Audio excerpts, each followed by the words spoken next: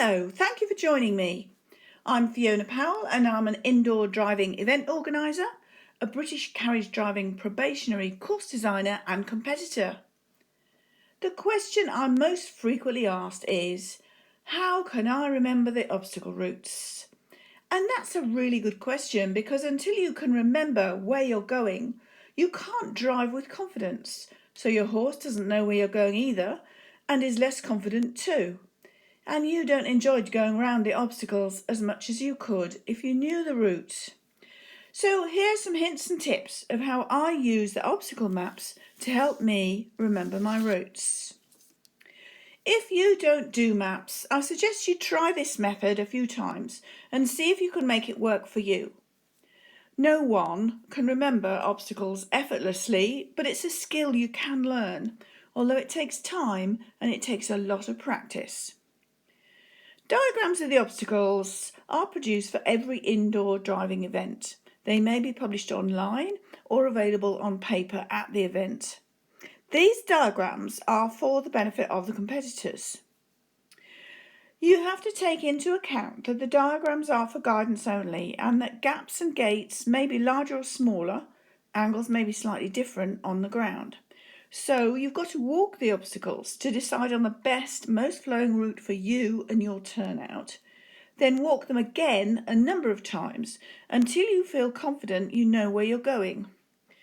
Then draw your route. I draw that in pencil. Walk with your backstepper too while you're doing this so you'll both know where you're going. When the diagrams are published online before the event, you can look at them on your mobile phone or tablet and at least try to remember where the gates are in relation to each other. And possibly, if it floats your boat, go around with your finger and try to remember the relation of the gates to each other. When I design an obstacle, I try to make sure that A can be seen from the start, because I think that also helps to give you confidence.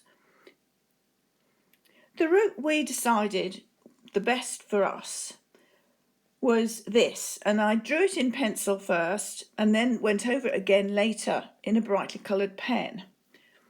So here we go. We're going from the start to A, and then we go left, and then we go round the red element of B, through C, and then we go left for D and out. Okay, so that's left at A, right round B, through C, left round D. And I like to put little arrows on so I know where I'm going. I think that for me, actually drawing the route and seeing the pattern helps me to remember it too. And I use different colours for the obstacles because I think that helps me.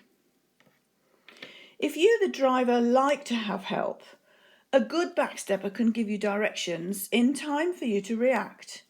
So my backstepper keeps up a running commentary, which I tune into when I need to. Another method he uses is to write his own code. So through A then left is AL, and so on. When I've drawn my routes, I used to mount the diagrams in a transparent plastic wallet, and I'd clip them securely on my dashboard, so in plastic so they can't get wet. And although I couldn't use them while I'm driving the obstacles, they really helped me to revise my routes until the moment when I went into the arena. So here's where my backstepper's gone. A, left. B, right, circle. So we're going to do a complete circle around B. C, left, big circle around D. So go through C, left, big circle around D, and then out.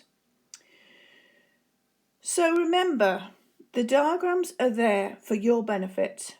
It takes time and a lot of practice to develop the skill of learning your routes. Many of us have been doing it for 10 years or more. So keep practicing. Having a good regular backstepper is a great help. And when you're more confident, you can concentrate on the driving, drive more smoothly and faster, and become more competitive and have more fun, which is the point. Enjoy your driving!